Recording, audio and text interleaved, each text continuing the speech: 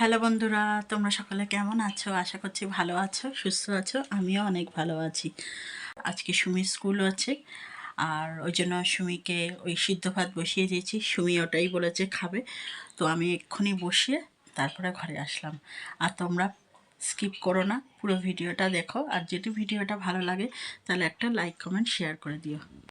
এই যে সকালে সমস্ত বাসন টাসন এখানে ধুয়ে এখানে রেখেছি এই ঝুড়িটার মধ্যে। জলটা শুকিয়ে গেলে তারপর তুলে রাখবো। এরপরে চলো তোমাদেরকে দেখাই। এই যে এটার মধ্যে বসিয়ে দিয়েছি, এটা সিদ্ধ হোক। আর এখানে দেখো ডিম সিদ্ধ হয়ে গেছে, এটা সুমি খেয়ে যাবে।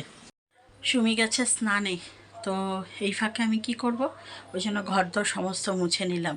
এদিকে আমার ওই ফেনা ভাত, মানে আর যে সিদ্ধ ভাত বলে, ফেনা ভাত না, ওটা ঠিক সিদ্ধ ভাতই বলে, কিন্তু একটু ওই জল দিয়ে ঝোলা ঝোলা মতো করেছি, তো ওইটাও আমার হয়ে গেছে। আর এইদিকে আমি ঘরদোরও সমস্ত মুছে, এই দেখো সমস্ত, বুঝতে পারছো, সমস্ত আমার মোছা, পুরো সমস্ত ঘর বারান্দা সব মুছে নিয়েছি। এখানে দেখো বন্ধুরা, আমি থালার মধ্যে ভাতটা বেড়ে নিয়েছি, আর ভাতটা প্রচণ্ড গরম, আর এখানে ডিমটাও ছুলে দিয়েছি। তো সুমি ঘরে এখন ড্রেস পরছে, আর এই ফাঁকে আমি এখন ভাতটা বেড়ে টেবিলে রাখলাম, ঠান্ডা হতে দিলাম এখন।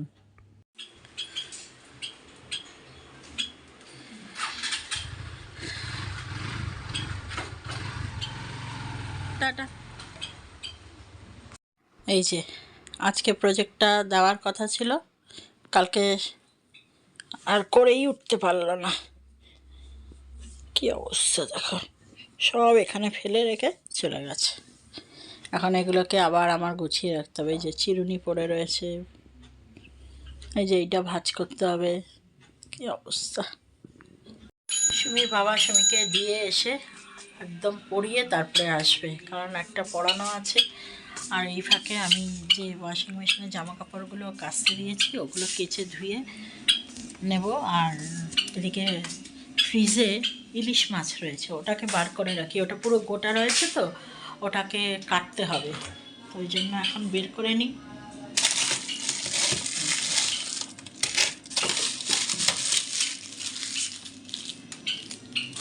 ইলিশ মাছ শক্ত একদম হয়ে রয়েছে, এটাকে এখন জল দিয়ে ভিজিয়ে রাখবো, নাহলে নরম না হলে তো কাটা যাবে না, এই জন্য।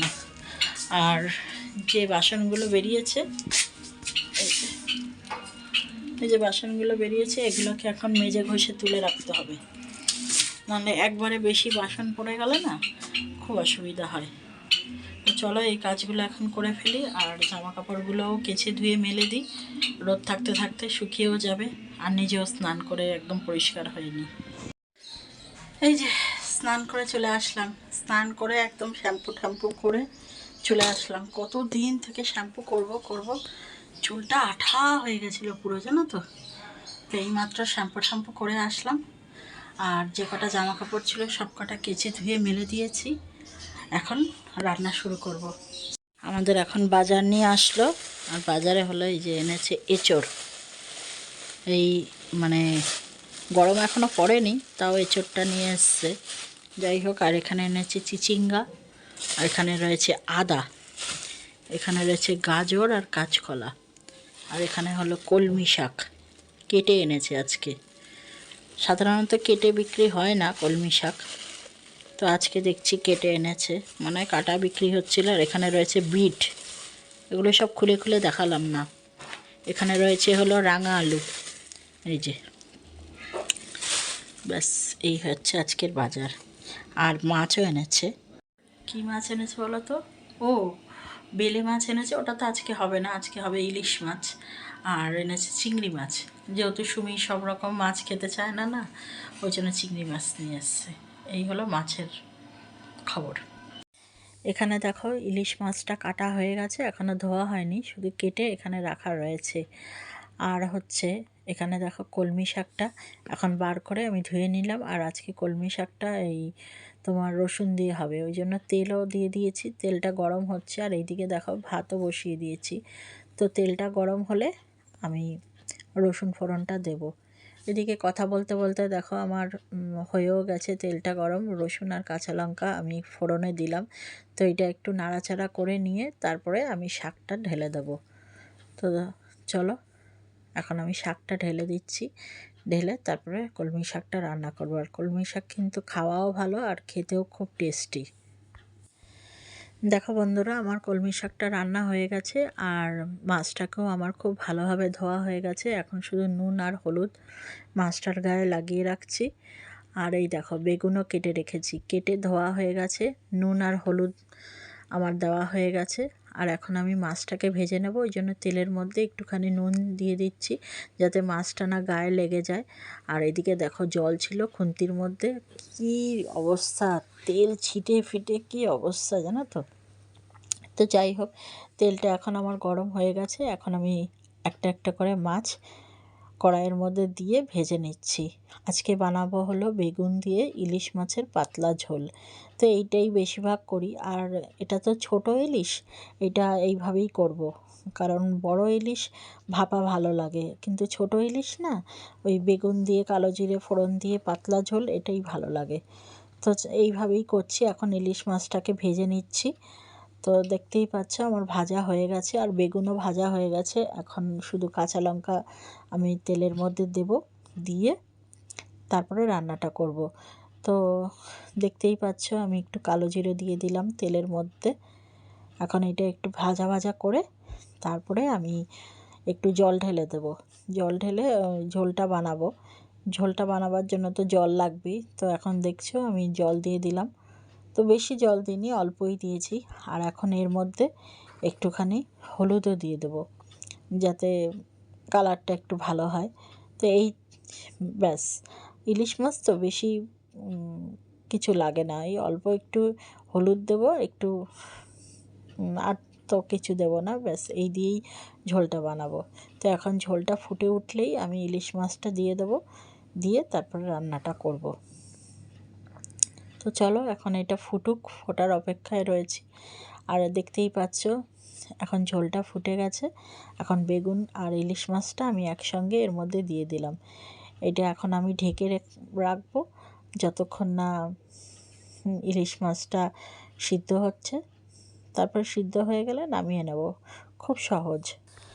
দেখো বন্ধুরা, তোমাদের দুপুরের মেনুটা দেখাতে চলে এসেছি। আমার রান্না বান্নাও হয়ে গেছে। এখানে হচ্ছে ওই গাজর বিট কড়াইশুঁটি সব দিয়ে একটা তরকারি, আর এখানে হচ্ছে ওই যে ইলিশ মাছ বেগুন দিয়ে পাতলা ঝোল।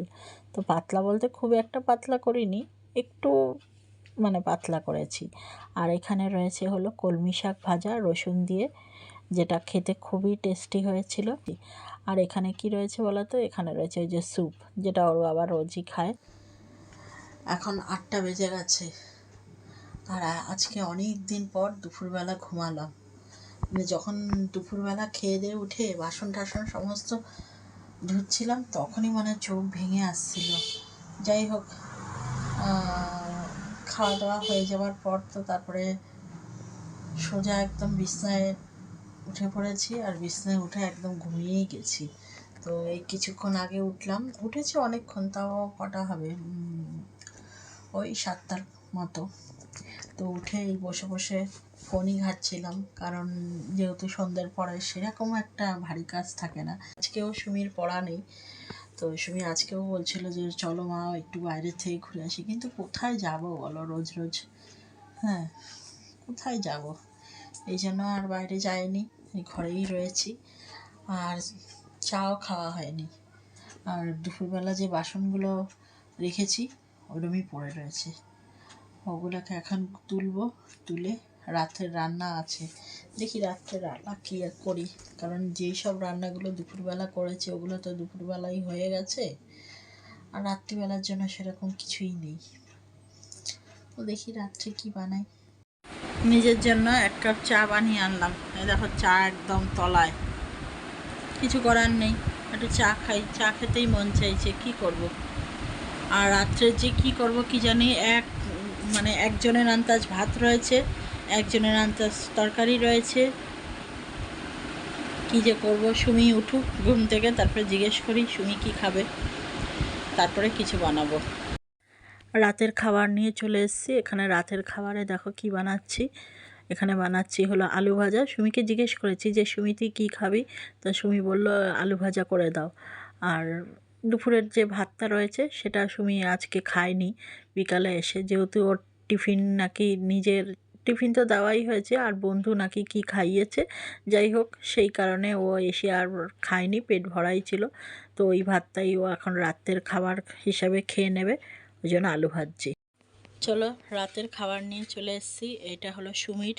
সুমি যেহেতু খায়নি ওই জন্য সুমি এখন ভাত খাবে, আর সঙ্গে করলাম আলু ভাজা, আর একটু ঘিও নিয়েছে। আর আমার এখানে আর ভাত অল্প আছে, তো হবে না। আর এই তরকারিটা দিয়ে আমি কিছুটা ভাত আর কিছুটা মুড়ি একসঙ্গে মেখে খেয়ে নেব। তো এই হবে আমাদের রাত্রের খাবার। এইমাত্র খাওয়া দাওয়া শেষ হলো, আর ভিডিওটাও এখন আজকে শেষ করে দিচ্ছি। তো দেখা হবে একটা নতুন ভিডিওর সাথে। ততক্ষণ তোমরা সবাই ভালো থেকো, সুস্থ থেকো, আর ভিডিওটা ভালো লাগলে একটা লাইক কমেন্ট শেয়ার করে দিও। চলো আজকের মতো টাটা, আবার দেখা হবে একটা অন্য কোনো ভিডিওর সাথে।